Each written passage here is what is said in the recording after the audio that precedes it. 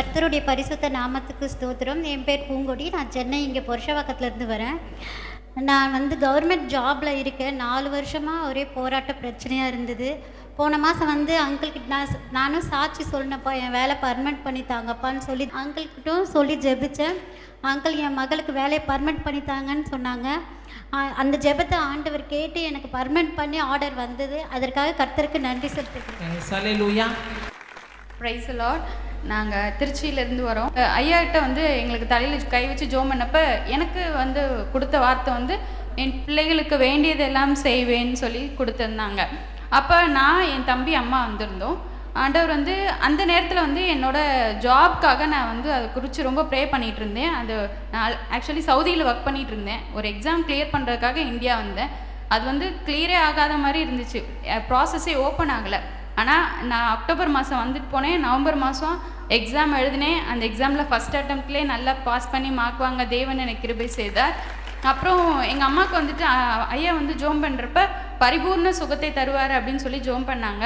அதுக்கான நாங்கள் வந்து என்ன நினச்சோன்னா, எங்கள் அம்மாவுக்கு ஆல்ரெடி இந்த ulcer problem, back pain, sugar இதெல்லாம் இருக்குது. ஆண்டவர் வந்து அதுலேருந்து நமக்கு விடுதலை கொடுப்பார் அப்படின்னு சொல்லி நாங்கள் அதை குறித்து ஜோம் பண்ணிகிட்டே இருந்தோம். டிசம்பர் 10th அன்னைக்கு வந்துட்டு ஒரு மாதிரி நெஞ்சு எரிச்சல் மாதிரி இருக்குன்னு சொல்லிட்டு ஹாஸ்பிட்டல் போனால் அது வந்து ஹார்ட் அட்டாக் அப்படின்னு சொல்லிட்டாங்க டாக்டர்ஸு. ஸோ அப்போ நாங்கள் வந்து ரொம்ப பயந்து இருந்தோம், என்ன பண்ணுறதுன்னு தெரியலன்னு.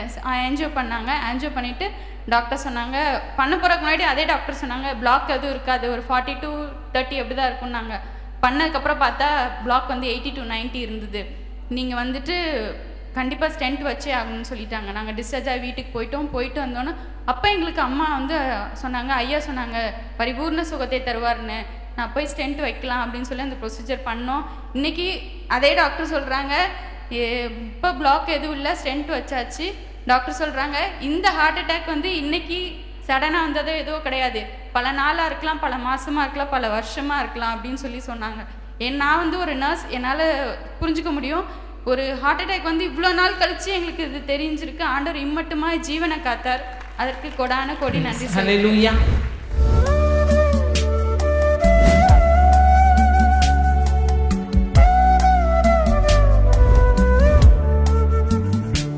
கிறிஸ்துவுக்குள் மிகவும் பிரியமான எனதர்மை சகோதர சகோதரிகளே, நம்மை சிருஷ்டித்தவரும் நம்மை உண்டாக்கினவரும் நம்மை ஒருபோதும் மறந்து போகாதவருமாகிய இயேசு கிறிஸ்து இணையற்ற நாமத்தினாலே உங்கள் எல்லாரையும் வாழ்த்தி ஆசீர்வதிக்கிறேன். அல்லேலூயா. எல்லாரும் சந்தோஷமா இருக்கீங்களா? இந்த நாளிலும் ஆண்டவருடைய பாதப்படியில் அமர்ந்து, ஆண்டவரே என் பிள்ளைகளுக்கு என்ன மங்கள வார்த்தை சொல்ல விரும்புகிறேன். ஏசாயா தீர்க்கதரிசியின் புஸ்தகம் 45ஆம் அதிகாரம் 2வது வசனமும் 4வது வசனமும் இப்படியாய் சொல்லுகிறது. எடுத்து வாசிப்போமா? நான் உனக்கு முன்னே போய் கோணலானவைகளை செம்மையாக்குவேன், வெண்கல கதவுகளை உடைத்து இரும்பு தாழ்பாள்களை முறித்து அந்தகாரத்தில் இருக்கிற பொக்கிஷங்களையும் ஒளிப்பிடத்தில் இருக்கிற புதையல்களையும் உனக்கு கொடுப்பேன். நான் என் தாசனாகிய யாக்கோபின் நிமித்தமும் நான் தெரிந்து கொண்ட இஸ்ரவேலின் நிமித்தமும் நான் உன்னை பெயர் சொல்லி அழைத்து நீ என்னை அறியாதிருந்தும் உனக்கு நாமம் தரித்தேன். நம்முடைய ஆண்டவர் கொடுக்கிற ஆண்டவர். வேதம் சொல்லுகிறது, அவர் கொடுக்க நாம் பெற்றுக்கொள்ளுகிறோம். அவர் தன்னுடைய கரத்தை திறக்க நாம் நன்மையினால் திருப்தி ஆகிறோம்.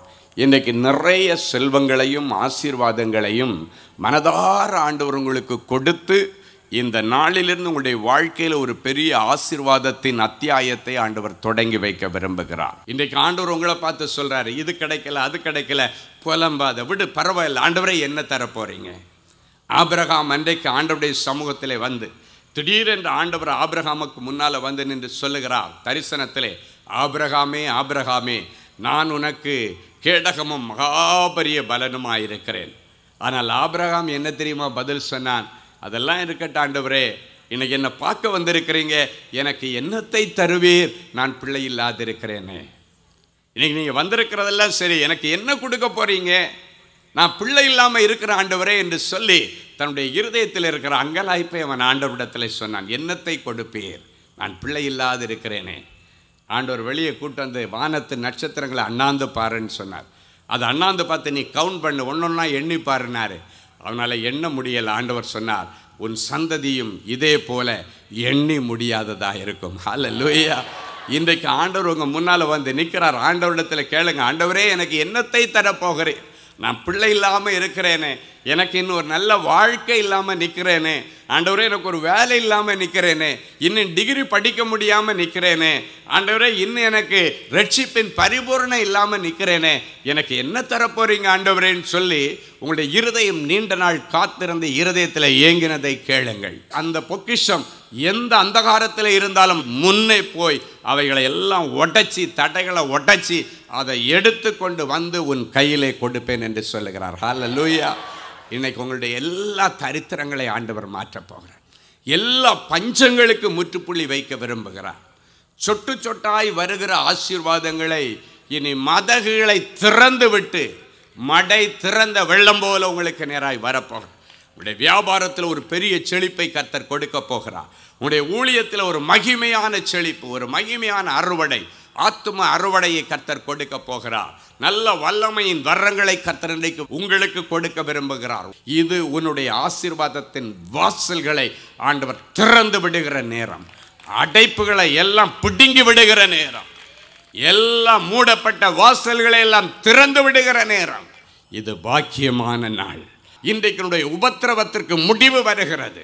உன்னுடைய தரித்திரத்திற்கு முடிவை கொண்டு வருகிறார். உன்னுடைய வாழ்க்கையில் இருக்கிற எல்லா குறைவுகளை கர்த்தர் நிறைவாக்கி கட்டுகளை எல்லாம் அறுத்தறிகிறார்.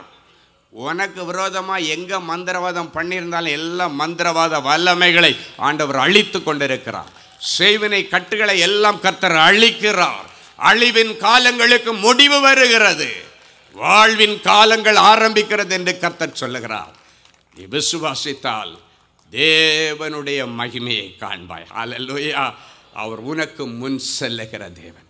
உன்னுக்கு முன்னால போய் கோணல் மாணல்கள், கரடு முரடானவைகள் எல்லாத்தையும் பிடுங்கி போட்டு என்னை ஃப்ரீயாக சந்தோஷமாக ஆண்டவர் உனக்காக வைத்திருக்க இலக்குகளை அடைய ஆண்டவர் உனக்கு உதவி செய்வார். ஹல்லேலூயா. அவர் உனக்கு முன்னே போய் கோணலானவைகளை செவையாக்கி ஒளிப்பிடத்தில் இருக்கிற பொக்கிஷத்தையும் அந்தகாரத்தில் இருக்கிற புதையல்களையும் எடுத்து உனக்கு கொடுக்கிறார். இன்றைக்கு நீ அதை வாங்கி கொண்டு போய் இந்த பூமியிலே பெரிய செல்வ சீமானாய் கர்த்தருக்கு சாட்சி உள்ள ஒரு மனுஷனாக, மகளாக நீ எழும்பி பிரகாசின்னு ஆண்டவர் சொல்லி ஆசீர்வதிக்கிறார். சரி, அவர் முன்ன போனால் என்னெல்லாம் நடக்கும்? ஆண்டவர் சொல்கிறார், முதலாவது பொக்கிஷம் புதையலெல்லாம் தடைகளை உடைச்சி எடுத்து தருவேன்னு சொல்லிட்டாரு. ரெண்டாவது ஆண்டவர் சொல்கிறார், அவர் முன்ன போய் இடிஞ்சு கிடக்கிற உன் வாழ்க்கையை எடுப்பித்து கட்டுவார். முன்னால் போய் எரேமியா 42:10 இப்படியாய் சொல்லுகிறது. வாசிப்போமா? நீங்கள் இந்த தேசத்திலே தரித்திருந்தால் நான் உங்களை கட்டுவேன், உங்களை இடிக்க மாட்டேன், உங்களை நாட்டுவேன், உங்களை பிடுங்க மாட்டேன், நான் உங்களுக்கு செய்திருக்கிற தீங்குக்கு மனஸ்தாபப்பட்டேன். ஆண்டவர் சொல்றாரு, இந்த பட்டணத்திலே நீங்கள் தரித்திருந்தால் அப்படின்னா ஆண்டவர் ஒவ்வொருவருக்கும் குடியிருக்க ஒரு பட்டணத்தை கொடுக்கிறார், படிப்பதற்கு ஒரு பட்டணத்தை கொடுக்கிறார், ஒரு பள்ளிக்கூடத்தை கொடுக்கிறார், ஒரு கல்லூரியை கொடுக்கிறார்.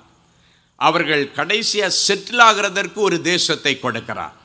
பிறந்தது ஒரு இடமாக இருக்கலாம், வளர்ந்தது வேலை செய்தது இன்னொரு இடமாக இருக்கலாம், கடைசியாக செட்டில் ஆகிறது இன்னொரு இடமாக இருக்கலாம், இல்லாவிட்டால் எல்லாமே ஒரே இடமாக இருக்கலாம். பிறந்தது, வளர்ந்தது, முன்னேறினது, காலத்தை முடிக்கிறதெல்லாம் ஒரே தேசமாய் ஒரே இடமாக இருக்கலாம். ஆனால் எதுவாக இருந்தாலும் அது தேவ திட்டத்தின்படியான இடமாக இருக்கணும். ஆண்டவர் சொல்கிறாரு, நான் சொன்னபடி இந்த தேசத்திலே நீ தரித்திருந்தால் அப்படின்னா என் சொல் பேச்சு கேட்டு நீ இங்கே இருந்தியண்ணா அப்படின்னு அர்த்தம். சில நேரங்களில் நம்ம ஆண்டவருடைய சொல் பேச்சு கேட்க மாட்டோம். சிலர் சொல்லுவாங்க, ஒன்றில் சுய புத்தி இருக்கணும், இல்லைன்னா சொல் புத்தியாவது கேட்கணும், ரெண்டும் இல்லைன்னா இவனை எங்கே கொண்டு போய் சேர்க்கறதுன்னு சொல்லுவாங்க. ஆண்டவர் சொல்றாரு, நான் உனக்கு போதித்து நீ நடக்க வேண்டிய வழியிலே உன்னை நடத்தி உன்மேல் என் கண்ணை வைத்து உனக்கு ஆலோசனை சொல்லுவாங்க. ஒவ்வொரு காரியத்தில் உன் படிப்போ வேலையோ தொழிலோ ஊழியமோ எந்த வெளி தேசத்து பிரயாணமோ எல்லாத்திலையும் நான் உனக்கு வழிகாட்டு உனக்கு ஆலோசனை செல்வேன்னு ஆண்டவர் சொல்றார். ஆண்டவர் சொல்றாரு, இந்த தேசத்தில் நீ தரித்திருந்த அப்படின்னா நான் சொல்ற பேச்சை கேட்டு நீங்க இருடான்னு சொல்ற. நீங்க இருந்தா ஆண்டவர் சொல்றாரு, நான் உன்னை கட்டுவேன். ஏன்னா ஒபீடியன்ஸ், கீழ்ப்படிதல் ஆண்டவருக்கு ரொம்ப பிடிச்ச ஒரு குணாதிசயம். நான் சொல்றபடி இங்க கீழ்ப்படிஞ்சு இங்க இருந்தேன்னா நான் உன் வாழ்க்கையை கட்டி எழுப்புவேன். அடுத்த ஆண்டவர் சொல்ல, வாழ்க்கையை கட்டுறது மட்டும் இல்லை, உங்களை இடிக்க மாட்டேன். நானும் இடிக்க மாட்டேன். நான் சொல்லி ஒரு இடத்துல உன்னை உட்கார வச்சேன்னா பிசாசால உன் வாழ்க்கையை இடிக்க முடியாது. எந்த மாந்திரிக வல்லமையினாலும் உன் வாழ்க்கையை இடித்து போட முடியாது, சிதைத்து போட முடியாது. உங்களை பிடுங்க மாட்டேன், மாறாக உங்களை இந்த தேசத்திலே நான் நாட்டுவேன் என்று சொல்லுகிறார். இந்த பட்டணத்தில் நான் உன்னை நாட்டுவேன். இந்த பட்டணம் உனக்காக ஆண்டவர் வைத்திருக்கிற ஆசீர்வாதமான செல்வங்களோடு கூட உனக்கு முன்பாக இருக்கிறது. இந்த பட்டணத்தில் நீ வாழ்ந்து எல்லாவற்றிலும் சுகமாயிரும். சில நேரங்களில் நீங்கள் நினைக்கலாம், இங்கே வந்ததுலேருந்து எனக்கு அழிவுகள் தான் மிச்சம். ஒருவேளை நீ சொல் பேச்சு கேட்காம இங்கே வந்து அந்த அழிவை நீ கண்டு கொண்டிருக்கலாம். இப்போ என்ன பிரதர் பண்ணுறது? ஆண்டவரே என்ன மன்னிங்க, நீங்கள் அப்போவே சொன்னீங்க, நான் கேட்கல, நானாக வந்துட்டேன். சிலர் சொல்லுவாங்க, அவன் திமிரு பிடிச்சி இன்றைக்கி திமிர்னாலே அழிஞ்சிட்டு இருக்கான்னு சொல்லுவாங்க. ஆண்டவர் அப்படியெல்லாம் சொல்ல மாட்டார். ஆண்டவர் சொல்லார், என் சித்தத்துக்கு நான் ஒப்புக்கொடுன்னு சொன்னேன், நீ கேட்காம வந்து இன்னைக்கு கஷ்டப்படுற பாரு. ஏன்னா நமக்குன்னு நியமித்திருக்கிற இடத்துல நமக்குரியது ஆல்ரெடி ப்ரிப்பேர்டாக எல்லாம் ரெடியாக இருக்குது. ஒன்றுமே இல்லாத இடத்துல வந்துட்டு நீ ஒன்று கிரவுண்ட் லெவல்லேருந்து ஒன்றா ஸ்டார்ட் பண்ணுற, உன்னால் முன்னேற முடியலை. சிலர் சொல்கிறத பார்த்துருப்பீங்க, நான் தொட்டதெல்லாம் எனக்கு துலங்குது, நான் தொட்டதெல்லாம் எனக்கு பொன்னாகுது. பைபிள் அதுக்கு ஒரு வசனம் இருக்கிறது, நீ செய்வதெல்லாம் வாய்க்கும். அப்போ பாருங்க, நீ செய்வதெல்லாம் வாய்க்கணும்னா அதுக்கு பின்னணியில் தேவ திட்டங்கள் இருக்க வேண்டும், நியமித்திருக்கிற அந்த தேவ சித்தம் இருக்க வேண்டும். இப்போ தேவ சித்தம் இருந்து ஒரு இடத்துல இருந்தேன்னா யார் உனக்கு அழிவை கொண்டு வந்தாலும் அதையும் தாண்டி நீ பீறிட்டு கொண்டு முன்னேறுவது ஆண்டவருடைய கையில் இருக்கிறது. அதெல்லாம் தாண்டி எவன் உன்னை தடுத்தாலும் உன் வளர்ச்சியை தடுக்கவே முடியாது. எவன் என்ன நினச்சாலும் உன் வாழ்க்கையை இடிக்கவே முடியாது. என்ன புறங்கூறினாலும் சரி, என்னதான் மொட்டை பெட்டாசி எழுதி போட்டாலும் சரி, என்னதான் உனக்கு விரோதமாக மந்திரவாதம் பண்ணாலும் சரி, கர்த்தர் உனக்கு ஆதரவாக இருக்கிறபடியினாலே. வேதத்தில் சொல்லப்பட்டபடி ஈசாக்குடைய வாழ்க்கையில் கர்த்தர் சொன்னார், இந்த கேரார் என்கிற பட்டணத்துக்கு போன்னு சொல்கிறார். நல்ல கவனிங்க, கீழ்ப்படிதல். ஒரு மனுஷனுடைய ஆசீர்வாதத்தில் ரொம்ப பேக்கில் இருக்க வேண்டிய இன்னொரு காரியம் கீழ்ப்படிதல். இந்த கேரார் என்ற பட்டணத்துக்கு போன்னு சொல்கிறார். அங்கே போன அந்த பட்டணம் அவர் ஆண்டவர் அவனை அனுப்பும்போதே பயங்கர பஞ்சத்தில்.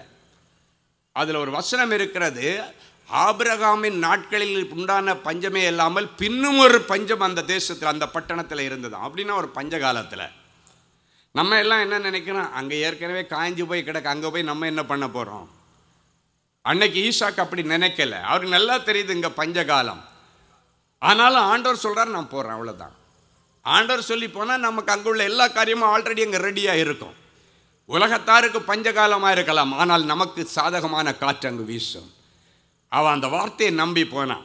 அதான் சொன்னான், சொல் பேச்சு கேட்கணும். அதுதான் இந்த வார்த்தையை நான் ஆண்டவர் சொல்கிறார். ஆண்டவருடைய சொல் பேச்சு கேட்கணும். பேசி கேட்டு போனால் போய் பார்த்தாச்சுன்னா அவன் எங்கே கிணறு தோண்டினாலும் அவனுக்கு தண்ணி வந்துட்டே இருந்துச்சு. அதே ஊரார் அந்த இடத்துல இருந்துட்டு கிணறு தோன்றாங்க, ஒரு செட்டு தண்ணி வரல. காரணம், இயற்கை எல்லாம் அவர்களுக்கு எதிராக இருக்கிறது. மழை இல்லை, பஞ்சகாலம். அவர்களுக்கு தெரிந்ததெல்லாம் விவசாயம். ஆனால் அந்த பஞ்சகாலத்தில் சொல் பேச்சு கேட்டான் ஈசாக்கு. இங்கே போப்பா, நான் பார்த்துக்கிறேன், நீ போ. அவன் எதுவுமே மாறி பேசலை, போனான்.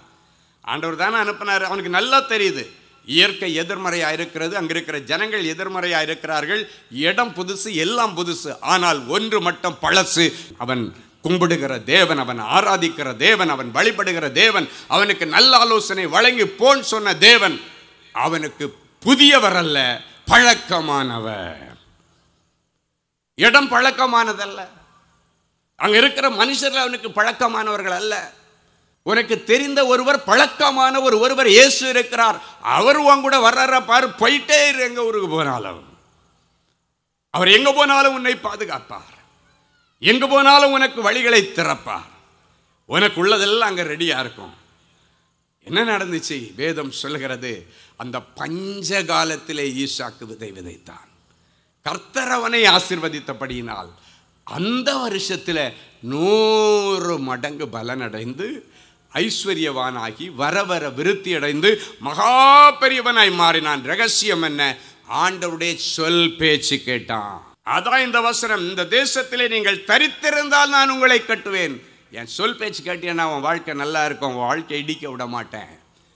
அந்த ஈசாக்குடைய வாழ்க்கையில் பார்த்தீங்கன்னா அந்த ஊராரெல்லாம் அவங்ககிட்ட சண்டை போட்டாங்க. ஏன்னா அவங்களுக்கு எல்லாம் துறவு தோண்டும் போது தண்ணி வரல. இது எங்களுடைய இது, நான் இந்த வச்சுக்கோ. அவனுக்கு தெரியும், ஒரு வழி அடைச்சா இன்னொரு வழி ஆண்டவர் திறப்பார். இன்னொரு இடத்துல போய் கிணறு தோண்டினா தண்ணி வந்துச்சு, அங்கேயும் சண்டை போடுற, இந்த வச்சுக்கோ. 3வது ஒரு இடத்துல போய் கிணறு தோண்டினா அங்கேயும் தண்ணி வந்தது. அதுக்கு ரகபோத்துன்னு பேர் போட்டான். ஏன்னா அதுக்கு பிறகு அவனிடத்துல ஒருவனும் வாக்குவாதம் பண்ண வரவில்லை. இன்னைக்கு வரைக்கும் நீ கஷ்டப்பட்டதை எடுத்துக்கொள்வதற்கு, பிடுங்கிக் கொள்வதற்கு நிறைய பேர் கங்கணம் கட்டி வந்திருக்கலாம், பிடுங்கி இருக்கலாம். இன்றைக்கு கர்த்தர் சொல்லுகிறார் தீர்க்க தரிசனமாக, ஒவ்வொருவருக்கும் ரகபோத்தின் காலங்கள் ஆரம்பிக்கிறது. வாக்குவாதம் இல்லாத, தடை இல்லாத, ஒருவனும் பிடுங்க முடியாத ஆசீர்வாதத்தின் வாசல்களை கர்த்தர் திறக்கும்படியான காலங்கள் உங்களுக்காக இன்றைக்கு இந்த ராத்திரி வேளையில், இந்த நிமிஷத்திலிருந்து உனக்கு அது ஆரம்பிக்கிறது. ஹல்லேலூயா. என் அன்பு தேவனுடைய பிள்ளைகளே, நல்ல தேவ செய்தியை கேட்டீர்கள், நல்ல சாட்சிகளையும் பார்த்தீர்கள். ஆண்டவரே, நானும் இப்படிப்பட்ட ஒரு அற்புதத்துக்கு தானே காத்துட்டு இருக்கிறேன் அப்படின்னு ஏங்கிட்டு இருக்கிறீங்களா? உங்கள் அற்புதத்துக்காக அப்படியே நீங்கள் முழங்கால்களை தாழ்த்துங்க. இது உங்கள் அற்புதத்தின் நேரம். ஜெபிக்கலாமா?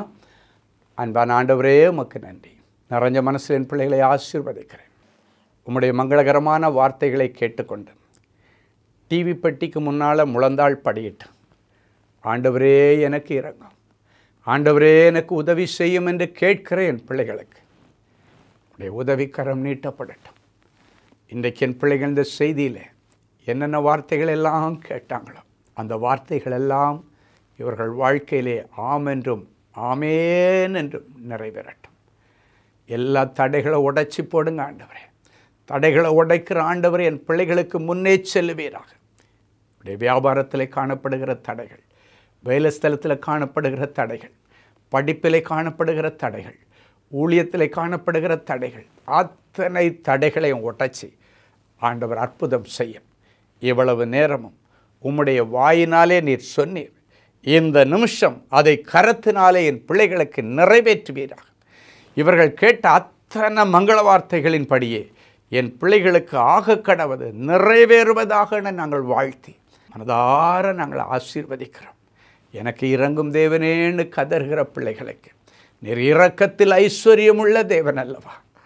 என் ஒரேளை என் பிள்ளைகளுடைய செய்கைகள் உம்முடைய சமூகத்திலிருந்து என் பிள்ளைகளுக்கு கோபாக்கிறேன் வியாதிகளை கொண்டு வந்திருந்தாலும், கோபாக்கிறேன் இழப்புகளை கொண்டு வந்திருந்தாலும், பிள்ளைகளை கிருபையாய் மன்னித்து என் பிள்ளைகளுக்கு மறுபடியும் வாழ்வதற்கு ஒரு வழியை தாரும். மறுபடியும் என் பிள்ளைகளை இழந்து போனவற்றை பெற்றுக்கொள்ளட்டும்.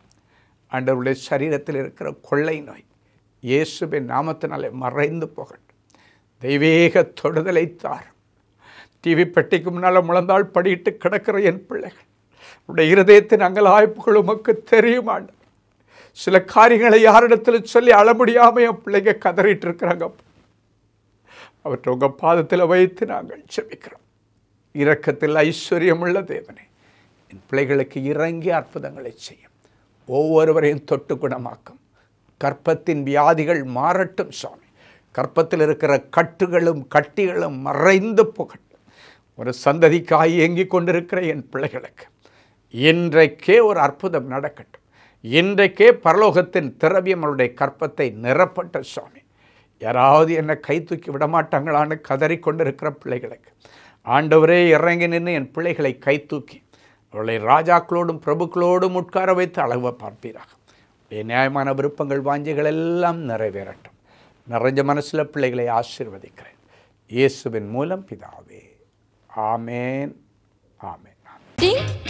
Videography, photography, drone piloting, studio recording, Photoshop, live streaming, live video mixing and live sound mixing ஆகிய தொழிற்கல்விகள் பயிற்றுவிக்கப்படுகிறது. புது புது தொழில் நுணுக்கங்களுடன் குறைவான கட்டணத்தில் நிறைவான தொழிற்கல்வி பெற்றுக்கொள்ள உங்கள் எதிர்கால கனவை நினைவாக்க எங்களது ஜெனசிஸ் கிரியேஷன்ஸை இன்றே தொடர்பு கொள்ளுங்கள். மேலும் விவரங்களுக்கு 7824850999 என்ற எண்ணை தொடர்பு கொள்ளுங்கள். கிறிஸ்துவுக்குள் அன்பானவர்களே, ஆண்டவராகிய இயேசு கிறிஸ்துவின் இனிய நாமத்தில் அன்பின் வாழ்த்துக்கள்.